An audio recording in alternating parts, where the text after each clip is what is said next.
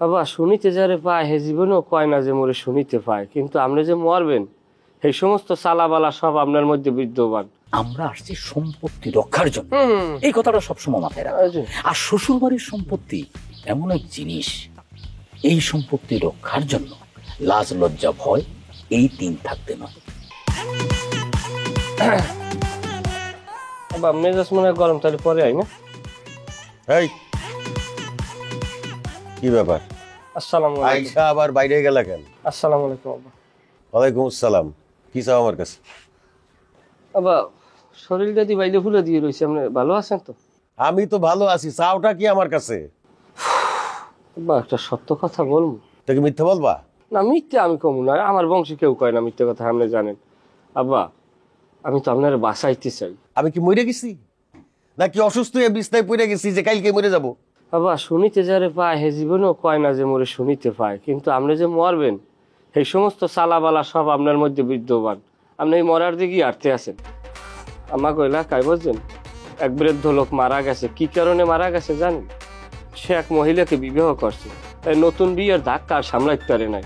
বিয়ের পর 2 দিন আসলে বাঁচছে। তুমি কার সামনে দাঁড়াইয়া কারে কি বুঝাইতেছো? হিসাব করে কথা কইতেছো? সাথে থাকলে 7 বারে কোকা কোলা 2.5 লিটার এখন 99 টাকা ও 2 লিটার 110 টাকা। আব্বা আই এম এক্সট্রিমলি সরি আব্বা। ঘটনা হয়েছে কি, আমি শুনছি আপনি এক নতুন ইয়াং মাইয়ের প্রেমে পড়ছেন এবং তারে বিবাহ করতে চান।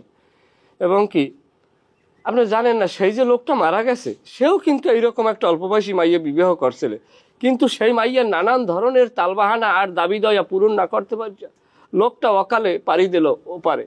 কিন্তু সেই দশা যদি আপনারও হয় আব্বা, আমি কলম জোলার কান্দা কানবো জানেন। তোমার কথা শেষ? আব্বা কথা আব্বা আব্বা আর লাগবে তাই না আব্বা। আপনি আব্বা বিয়ে করবেন না আব্বা, আমি দুটি পাও ধরছি আব্বা।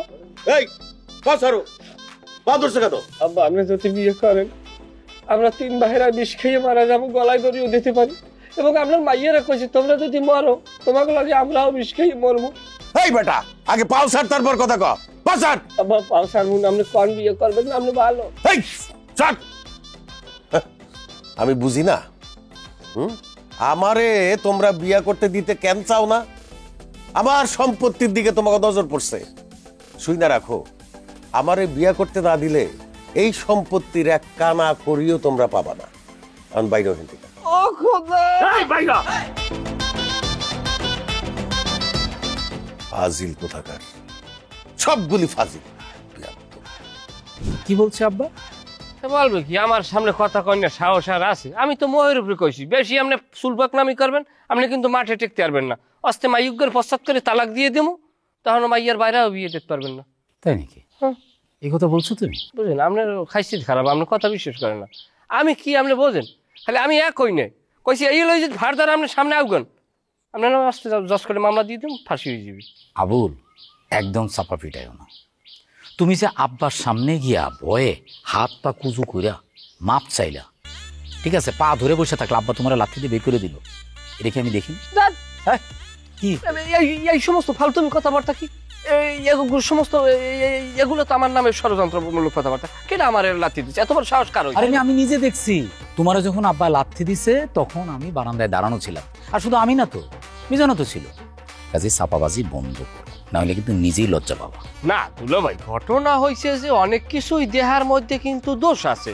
ধরেন একটা সিনেমায় কি করছে ভিলেন, মনে করেন এক ব্যক্তির প্যাডে চাকু ঢুকাই দিয়েছে, ঢুকাই দিয়ে চলে গেছে, নায়ক আইছে তারে বাসাই চাইয়া দেয় প্যাডের মধ্যে চাহু, উড়াইছে চাহু, পুলিশ আইছে কপ্পা। এই আবুল থামো, চাপাবাজি বন্ধ করো, চাপাবাজি বন্ধ করো। তোমার চাপাবাজি না নিতে পারতাছি না। আচ্ছা ঠিক আছে, তোমারে আব্বা যে লাথি দিছে এটা আমরা দেখছি, এটাতে আমরা মাইন্ড করিনি, বরং আমরা আরো খুশি হয়েছি। তুমি আমাদের প্রতিনিধি হয়ে আমাদের পক্ষে তুমি অধিকার আদায়ের জন্য তুমি আব্বার কাছ থেকে লাথি খেয়েছো, এতে আমরা খুশি হয়েছি এবং আমরা এতে গর্ববোধ করতেছি। এবার তুমি খুশি? তাইলে দুলো ভাই এই যে যতটা লজ্জিত হয়েছে এতে তো আর কোনো সমস্যা নাই। একদমই লজ্জিত হওয়ার কিছুই নাই। আমরা এখানে কি জন্য আসছি? আমরা আসছি সম্পত্তি রক্ষার জন্য, এই কথাটা সবসময় মাথায় রাখা।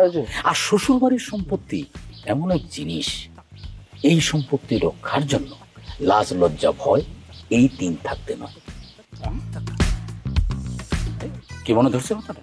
আমি কথার সারা অংশ বলতে পারছি। আমি বুঝতে পারছো? ছোটকাল হইতে কোনো অধিকারের জন্য বহুত লাথি খাইছি। তুমি এই জন্যই বলি, তোমরা তো আমার সিং লাইনে, তোমরা আমার এলাকায় যাও, এলাকায় গেলে দেখবে যে আমার মানুষে কিরকম মূল্যায়ন করে, কিরকম দাম দেয়।